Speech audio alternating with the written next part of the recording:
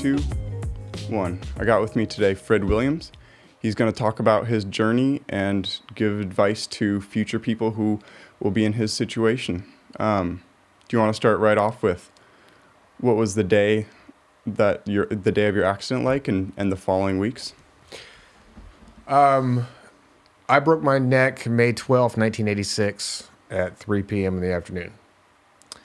And I was working two jobs at the time down, one in the Bay Area, California, one in Central Valley.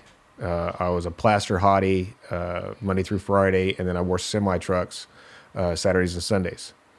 And I did that mainly because the semi-truck washing was really good money. It was $100 a day, and back then $100 a day was good money. And on that particular day, we were coming back from the Bay Area, and we had just gotten paid.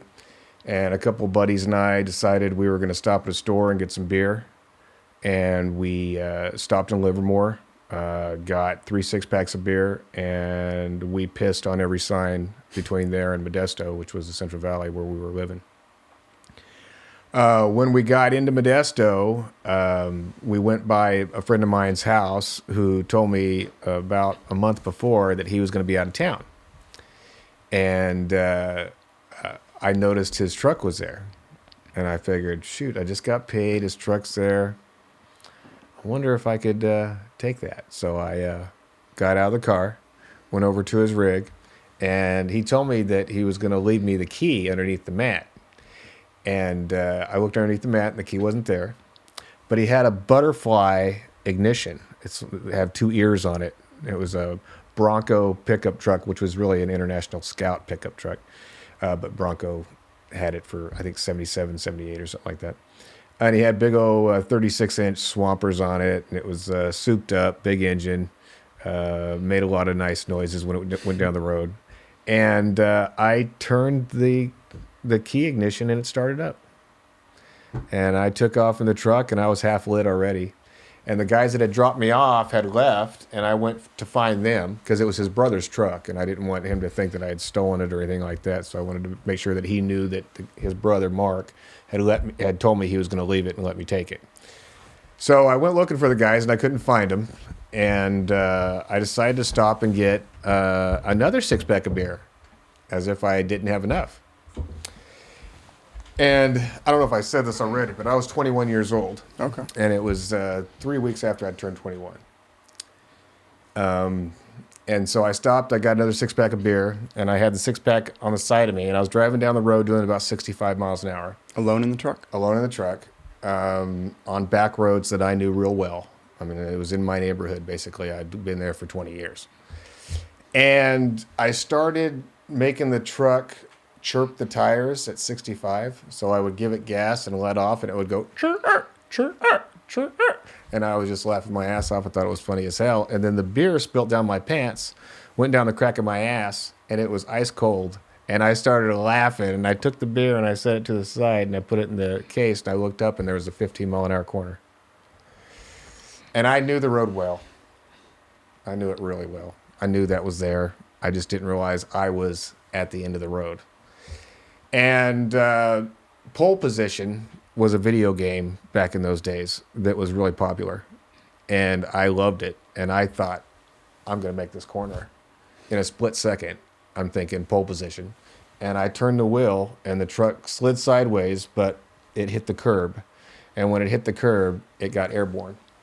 And it rolled into a big old cement ditch and caught on fire.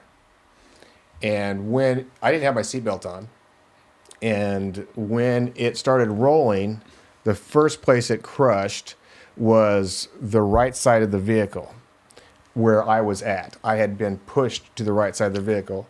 The roof hit me right there on that corner of the window, split my head open. Is that the scar? Uh-huh. Gouged down my skull, cut my ear off, and broke my neck in 2 places. I wasn't paralyzed yet. When the truck came to rest on its back, there was a guy that was following behind me that I didn't know was there, and he came and grabbed me by the shoulders, picked me up by the shoulders like this, and that's when I became paralyzed. Because you're never supposed to move somebody that's got a broken neck. You keep them solid, you put them on a gurney, you take them to the hospital, and you try not to move them at all, especially the neck. Did you, in the months following, did you hold any resentment toward that man? No, and actually he was the brother of the guy whose truck I had. There was actually 5 brothers, and he was one of them. And he just happened to see me pass his house because I had gone to his house to look for his brother who had dropped me off. Mm-hmm. So one of the brothers. But he would never talk to me for about 5 years. So at any rate, so when I was in the ambulance, I apparently started waving my hands and telling them, "Please don't take me to jail," which was, it's kind of funny. And they took me to the hospital. While I was at the hospital, I was on my back, and the only thing that was hurting was the back of my head, and that was probably because my head had been hit so hard. But my mom came to the hospital, my sister came to the hospital, my brother came to the hospital. They're all talking to me and stuff, and the doctor said, "Is this your son? Does he sound normal?" Mm-hmm. And she said, "Yeah, that's him. He doesn't have a brain injury." So which was a great thing. Yes. Because when you get hit that hard in the head, that's a very serious possibility. I was in Doctor's Medical Center, I believe it was, in Modesto for a couple days, and they could not help me. So they sent me to St. Mary's Hospital in San Francisco. And by plane? I'm sorry? By plane or helicopter? By ambulance. Oh, wow. Actually. Okay. Which was I think it was 2.5 hour drive. Okay. Through the Altamont Pass, where I had actually worked as a grunt, putting in poles for the power lines for the windmills. So as we passed the windmills, I could see them off to the side. I said, "Oh, I worked here." They were like, "Oh, really? Did you?" So when I got to St. Mary's, it's like the world changed and the sky opened up. It was a big change for my life. They put me on this thing called a road arrest bed, which you're on your back and the bed moves very slowly side to side. And they do that so that your lungs don't fill up with water and you don't get pneumonia and you don't get too much pressure on your body. And you don't develop pressure sores because all those things will kill you. How long were you laying there? Well, I was in the hospital there in St. Mary's for 3 months, but that wasn't just on that gurney. On that gurney, I think I was there for 3 weeks or something like that. But I was waiting for Dr. White to come and see me. And he was supposed to be the surgeon there. And people said he was pretty good. Well, as it turns out, he was one of the best neurosurgeons in the country and probably the world. And I didn't know it. And he made this sort of mistake of coming in dressed like a bum and eating lunch. And I thought he was lost, and I thought he was a bum, because I had these, what they call prism glasses that I could see out of. I'm on my back, but I could see the door and people coming in like with these periscope. prism glasses. Like a little periscope from They're kind of mirror. Yeah, they're kind of mirrored, yeah. That's funny. And so this guy comes in, and he's apparently Dr. White, but I didn't know it. And he says, "So, Mr. Williams," as he's eating his sandwich, "you got a couple options here. We can do surgery on you. I would be doing the surgery, and that may or may not help you. Or we can call it good the way you are, and we can put you on a halo, which is basically a metal ring that goes around your head, and they put bars to a vest. They adjust these bars so that your neck and head are straight, and then they tighten them down and tighten down the bolts on your skull." And I didn't trust the guy.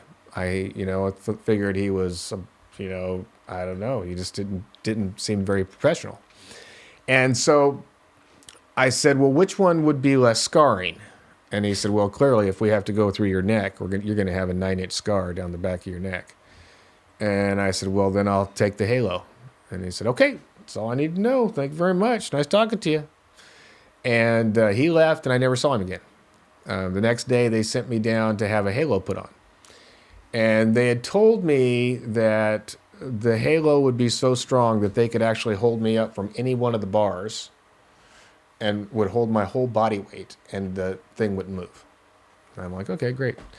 So they administered some morphine, and they started screwing in the screws into my skull that had the ring on it, which goes on first. And I felt every turn of the screwdriver. They put 6 pounds of pressure of torque on every screw, and it was the most pain I ever felt in my life. And I had tears streaming down my eyes as I looked at them straight and said, "This is extremely painful, and you guys need to do something about this." Even with the morphine. Even with the morphine, yeah. They had given me 0.5 grams of morphine. And they must have thought that I was joking. I mean, I don't know how they could have thought I was joking. I mean, I'm basically crying, in their face and saying, "This is way more pain than anything I've experienced so far. Not even the accident was as painful as this." And they just kept on trying to reassure me, "It's all going to be okay, Mr. Williams. As soon as we get this on you, it's going to all be fine." I'm like, okay. And they got the vest on, they adjusted the rods, they tightened everything up, they checked the torque, and they sent me to my room. And within 2 hours, the halo and the screws went down my head. You can see these big scars here. Okay, that's from the first halo they put on. And so everything they told me was bullshit. And so they took me back down to the place where they had done the halo, and I said, "I hope we're not going to have to go through this same torture again." And they said, "No, we got you taken care of." And they gave me 1 gram of morphine, and I felt nothing. And so I said to them, "Why didn't you just do this the first time?" And once they got that taken care of, took me up to my room. I stayed with the halo on for the remaining 3 months. During that time, I had occupational therapy and physical therapy, and it was those 2 people that actually saved my life, because I wanted to die. I figured, hey, if I can't feel my body, I don't want to be on this planet. I mean, there's things down there I wanted to feel for the rest of my life. And these 2 ladies just kept on telling me that, you got a lot more to offer than stuff that was just down there. There's stuff in your head. And the things they shared with me kept me from being depressed, made me get active and want to get better. And one of the important things that I think helped me the most was someone told me, you may not ever be able-bodied again. But if you don't try, you for sure won't. If you don't try to be better than you are right now, you for sure won't. If you don't go out and fight with all your heart, then where will you be? What will you ever accomplish? Nothing. And when I got out of the hospital, I felt better than when I went in. Better than before I broke my neck, even. I was, in some ways, enlightened. And I started going to college. I got my own apartment. I, got a roommate. Started enjoying my life. Ended up being a speaker for the hospital that had originally taken me in. And got on with emergency services. And it's been amazing. It really has. What was that enlightening process like? What are some conclusions you came to? Well, one person said to me, because sex to me was a big deal. And they said, I would always say, well, I can't feel anything. So what, and this same person kept telling me, where is sex? Where do you think sex is? It's down there. No, sex isn't down there. Sex is in here. All the feelings you feel are in here. Everything that you experience is in here. Even your body movements actually occurred in here. And they were right.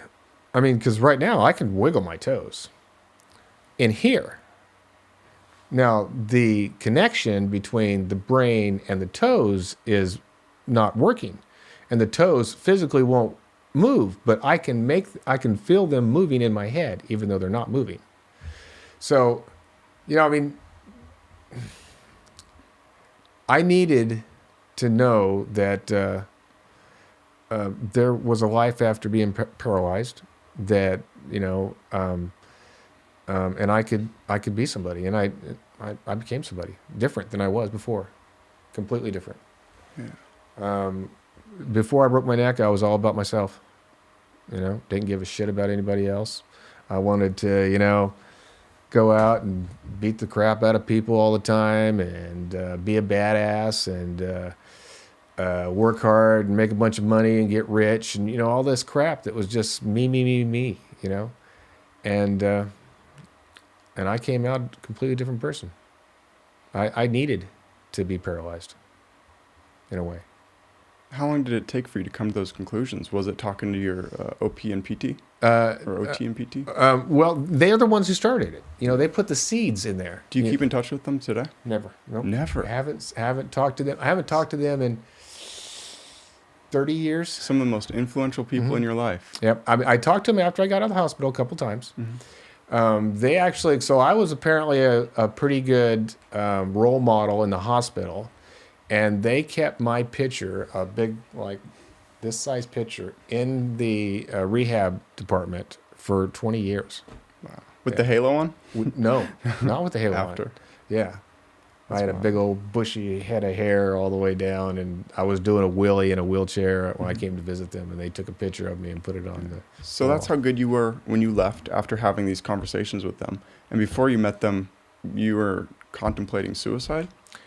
When after I broke my neck, yeah. And Yeah. I mean, what else is there?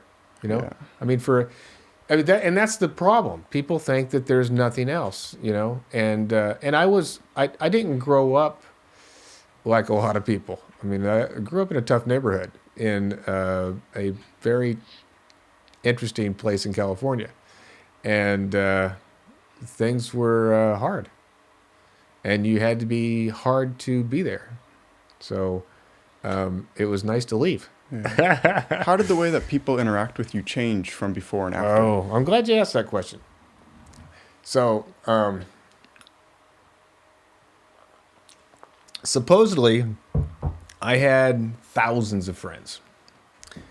And when I went down the road, people would, "Hey, Fred, hey, Fred, hey, Fred." Anywhere I went in Modesto, "Hey, Fred." Because I was, a tough guy, popular, kind of, well Devilishly handsome. well known. And when I broke my neck, I was invisible. All the people I thought were my friends, gone. And it took me a while to understand it. And I realized that they could not handle me being paralyzed unless I was willing to go back and be the same person I was before, which I wasn't anymore. And they couldn't take that. They couldn't deal with it. If I was willing to go back to partying, drinking, smoking pot, snorting coke, all the things that they were doing, then I was accepted. But if I wasn't, then I wasn't accepted. It was just the way it was there. I remember when I came home from the hospital, my brother was so unable to connect with me. I hadn't seen him in 3 months. He comes past me and just says, "Hey," keeps on walking and leaves. Didn't give me a hug, didn't say, "I love you, brother, glad to see you," anything like that. And that's how messed up it was. So it sounds like you had at least a period of loneliness. And then what broke out of that? Well, I started going to college, I wasn't dumb. I just wasn't interested in the school before that. And I became paralyzed. And when you're paralyzed, you can get help from the government to go to school. And I figured, hey, take advantage of it because, I mean, everything I had done up to that point was physical. And I didn't have any other skills to fall back on. I mean, how am I going to get a job? You know, when I was physically able, I could just walk down the street, walk into a place, like, I can do all this for you. And I'd get hired. But when you're paralyzed, you go into a place, you can't do all that stuff anymore. And the stuff that you tell them you can do, they probably don't believe you. So what was that search for meaning like for finding a new life path? Where did you end up?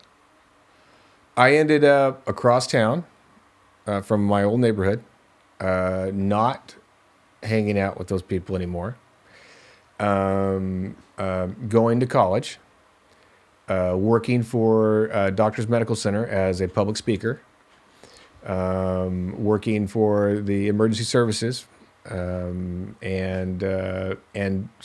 all. Another thing that helped me quite a bit was sports, because I'd always been a real active sports guy. I played football all through elementary school. And the only reason why I didn't play it in high school was because I dropped out and went and got a job. So when I broke my neck, about 2 years after I broke my neck, I got approached by some guys from San Francisco who told me about a sport called wheelchair rugby. And they said, "Oh, you'll be great." And I'm like, "Oh yeah, whatever. You know, I'm quad. You know, how good can you know? What can you really do?" And I went to their practices and started realizing it was like fantastic sport. and that it, you know, I mean, even when you're paralyzed, you're still putting out the same effort. You're just doing it in a different way. You might look like you're not as good as you were before, but if everybody else had your same disability, they'd look the same way too. That's just the way it is. And they were third place team when I came on board, and the first year we won national championship. Wow, that sounds like a real opportunity to build community. Yeah, and kind of come out of that lonely place where people you were invisible. Yep. And so in a more broad spectrum, not like the weeks following, do you believe that there's like a stigma against people who are paralyzed? A stigma? What do you mean? Like, so the interview just before this, I was speaking with a single mother, and I never thought there was a stigma against single mothers, but she says that she perceives one, and you know, not living through that experience, I could never speak on it. So I'm curious if. So like people look at you differently? Yeah. Like, oh, that's totally true. Yeah. So that's kind of what I'm curious about. And what's that like? Like, what would you want people to know who are just crossing on the street? This could be you, and you wouldn't be any different. Yeah. So why treat anyone differently? I mean, you know, the one thing, I mean, if I were to fall out of my chair and fall on the ground, I'd hope to God somebody helps me. But I would be that person to help them if I wasn't the person in the chair. Mm-hmm.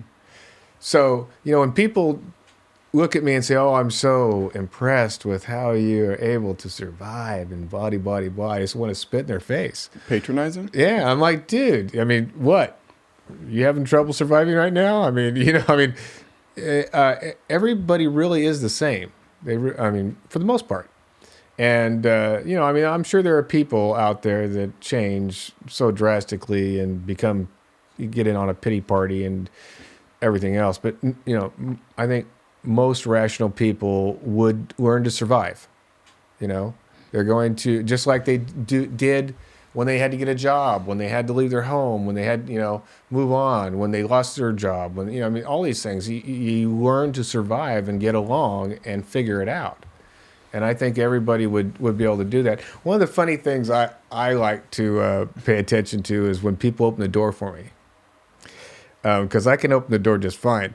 And I love it whenever I'm like not actually going to the door and someone comes from like 30 feet away and runs up to the door and opens it up. I just look at him and go, "I'm not going there." Yeah.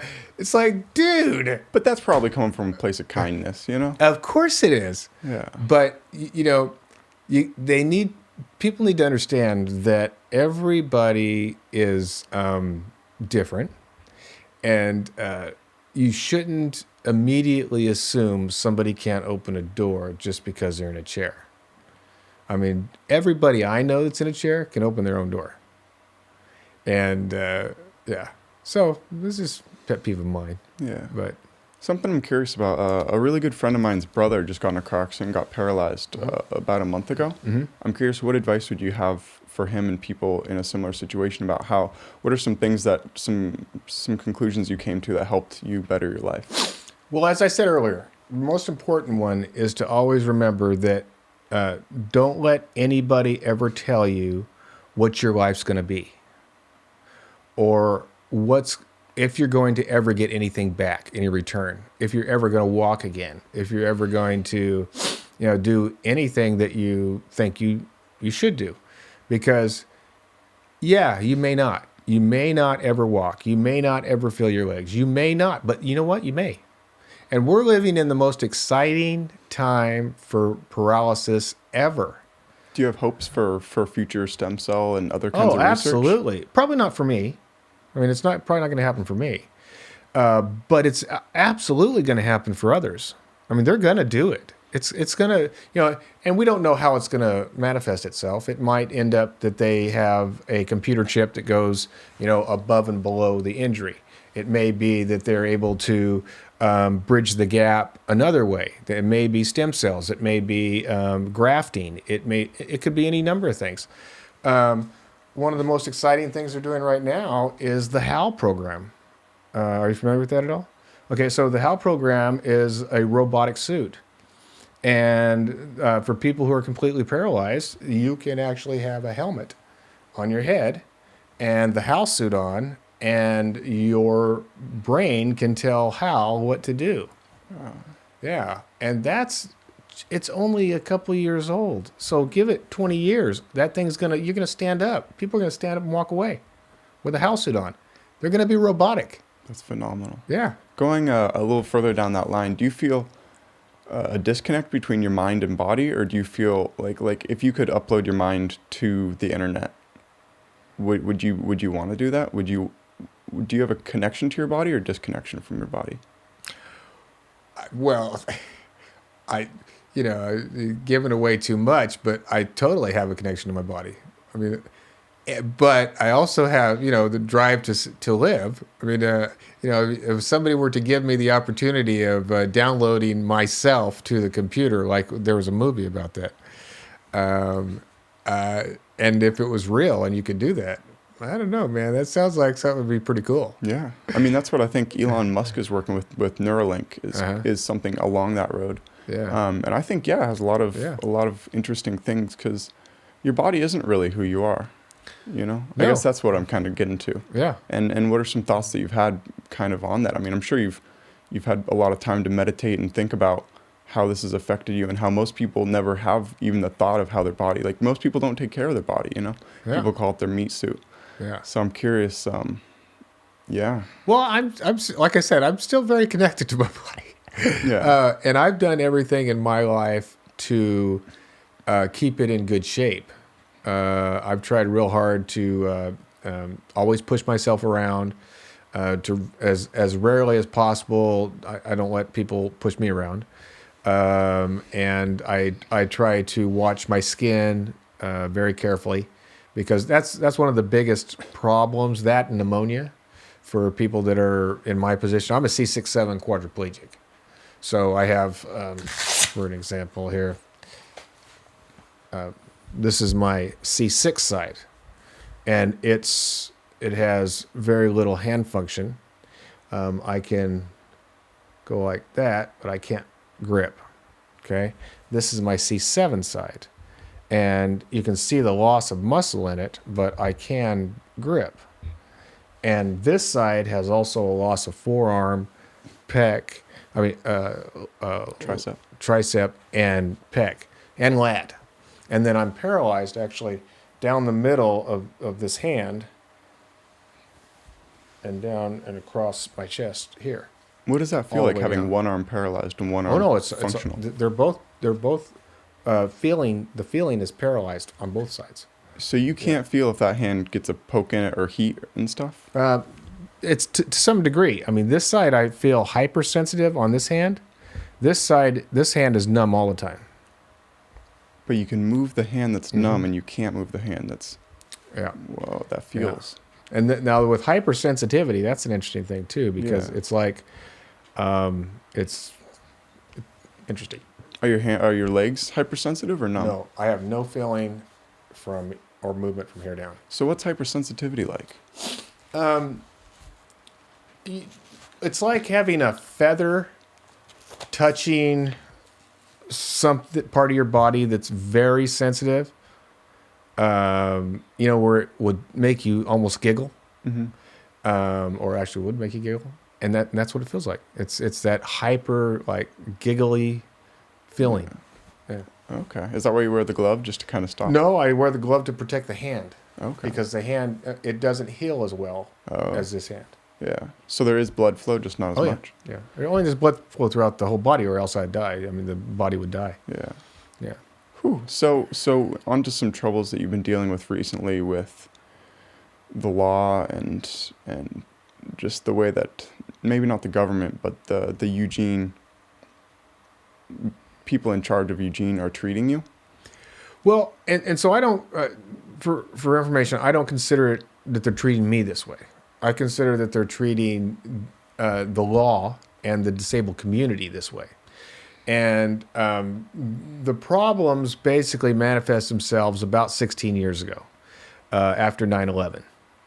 A couple years after 9/11, we were going to go into Iraq, and I was really upset about it. And I was thinking to myself, well, what can I do to help, or to help the men and women who are going over there and coming back disabled and stuff like that. And I thought, well, I'm in a wheelchair. I could at least make sure that handicap parking spots are being monitored and taken care of, and that those people have somewhere to go when they want to go to the store and things like that. So I started watching handicap parking spots, and I figured this would help me too. And I started noticing that there were a lot of semi trucks that were blocking handicap parking when they came to deliver stuff. So I started talking to them about it, and they all said that they had a right to do it, and this and that and the other. So I started looking into the law. And in looking into the law, I found the law said that they actually didn't have a right to block it. So I contacted the city police department, and the city police department said that if it was on private property, that like a store that's private, that even though the public can go there, that it was up to the business owner to determine whether or not they wanted to press charges on somebody illegally blocking a handicap parking spot, and that because those people were delivery trucks, that they wouldn't qualify. The person, obviously, the business owner wouldn't want to do that. Mm-hmm. And so I downloaded the law and looked at it more carefully and found out that they were wrong. That the truth of the matter is that the police could go onto public or private property at any time to write citations to individuals who are illegally blocking handicap parking spots, including the business owner. So if the business owner or a semi-truck driver or anybody was to block handicap parking at any time, they can receive a citation for that. And so I brought that law to the city police department, and I said, look, here's the law. You guys told me that this was that you guys couldn't go onto private property to issue citations. And they didn't believe me, even though I had the law right there for them to look at. And so I had started basically calling the police and trying to get them to enforce the law for 16 years, last 16 years, and bringing them the law every couple of years and showing them the law. And they have denied the law and continued to try to put forth this idea that they don't have a right to go onto private property. A couple of years ago, I got a person with the Human Rights Commission in Eugene to help me out. Her name was Erica Abbey. And she contacted the state police to get their spin on this whole thing. And she gave them the ORS that I had given her on handicap parking and asked if it was the law. And they said yes. And she asked them if they would be willing to meet the city officials to show them the law and to encourage them to start enforcing. And they said yes. So she organized a meeting with the state police, the chief of police at that time, the planning and development department, Erica Abbey and Erica Abbey's boss, and I think the city attorney's office. And the state police came, they presented the law, they told the city of Eugene that they could go on to public or private property at any time, and that not only could they do it, but that anybody that they wanted to write citations, it could be someone that they train, and any individuals, people in wheelchairs could do it if they wanted to train them. Could go on to public or private property and issue citations to either owners, managers, or truck drivers, or anybody else that is illegally blocking handicap parking on private property. They then had her removed from her office. She got fired. Mm-hmm. And continued to perpetuate this lie. What do they stand to gain from this? I'm curious why. In my opinion, it's corruption. I believe that they're doing it to protect businesses from the law so that they're not aggravating businesses and they're encouraging more businesses to come to this area because they're not enforcing the law here. They're not enforcing handicap parking laws, so they're not requiring the people to have legal handicap parking. They're not enforcing the law when it comes to like hotels, making sure that hotels have adequate handicap parking and accessible rooms. They're not enforcing the law with regard to businesses or the public that are blocking handicap parking. And they like to say that they are. One of the things they point to when they say they are is that they have these Eugene volunteers who go out and do this. The Eugene volunteers have never, neither has the city of Eugene's police department ever issued a citation to any business owner, any manager of a business, or any truck driver that has illegally blocked handicap parking, even though it goes on every single day. And what do you think the message that they're trying to send is, or maybe inadvertently sending? Well, the message they're sending to the disabled community is that we don't care about you, we don't have to care about you, and we don't have to enforce the law. That would be helping you to have a normal life like everybody else. Yeah. So, and that forces me to go around to businesses and tell businesses, you're breaking the law, this is illegal, you need to stop. And just show them the law. Breaking human decency. Beyond that. That's right. And you know what that gets me? Barred. The city of Eugene's police department has used me going to those places to tell them, because they won't, as fodder for them to tell me that I can't go to those places anymore. It's pretty messed up. That's messed up stuff, man. Beyond that, beyond parking, are there any laws or things the society could change to make the lives easier for the disabled community? Well, actually, the laws that are on the books are supremely adequate. They are. They're just not being enforced. I mean, right down to the planning and development department. The planning and development department of the city of Eugene actually has their rules are, if somebody is breaking the law, handicap parking, no handicap parking signs, no handicap unloading zone, whatever else. They're what they want you to do is come to them and give them the address, show them a picture of what's going on, and they'll take care of it. Okay, and they don't. Now, sometimes they have. Over the last 16 years, I've brought them plenty. They've probably done 5 out of 40. Yeah. Are other states better or worse? That's an interesting thing and a good question. It varies. Most of the place, I do a lot of traveling. I buy and sell large pieces of equipment. So most of the places I've gone are pretty darn good. I've never seen anything like I see here in Eugene. It's so blatant. It's unbelievable. It really is. At one point, just to give you an example, they told me they were going to start enforcing, and they wanted this guy named Travis, who was a parking person downtown Eugene, a ticket meter reader guy, head of the ticket meter readers, to enforce the law on handicap parking. And so he called me and said, "Hey, I've gotten permission to enforce the law on handicap parking." And I was like, "Great, man. That's good, because I happen to have 2 places I want you to go check out today." So he sent over a guy, and the guy proceeded to tell the businesses that if they removed their handicap parking spots, that he wouldn't be able to enforce it. Break that down a little differently. So instead of enforcing the law, he told them that they could just remove their handicap parking spots, and then he wouldn't be able to enforce the law. And they did. That's horrible. Yeah. And that's just got to be a lot to deal with, just going to Yeah. So then I had to go back to those people and tell them, you're breaking the law. It's against the law for you to remove your handicap parking spot. This all seems so meaningless on their parts. Like, no one's Yes. benefiting. It's just detrimental. It is. So why do it? Why do it? Why not enforce the law?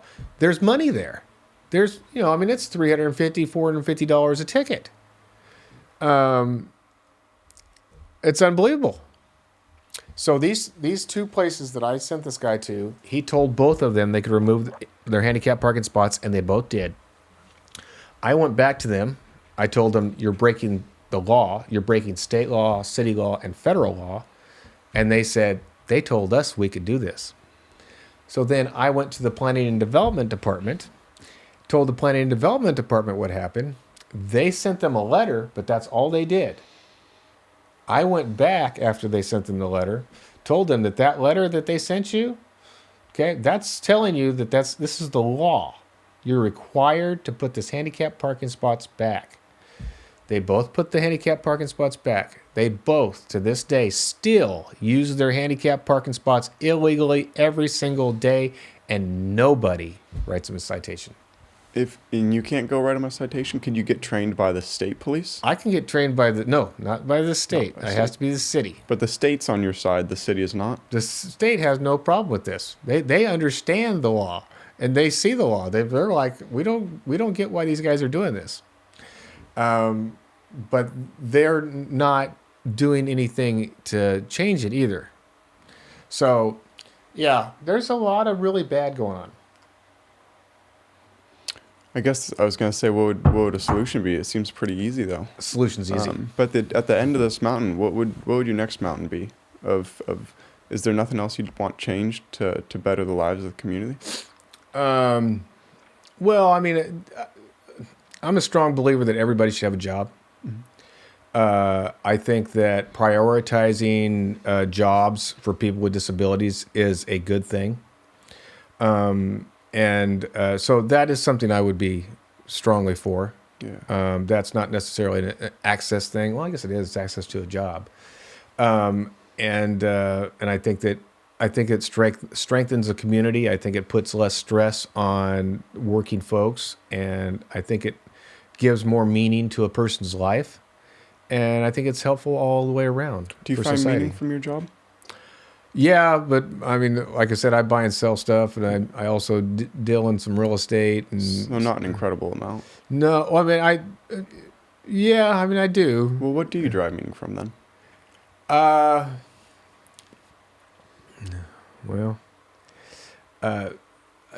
guess the same thing I always have driven meaning from, which is effort.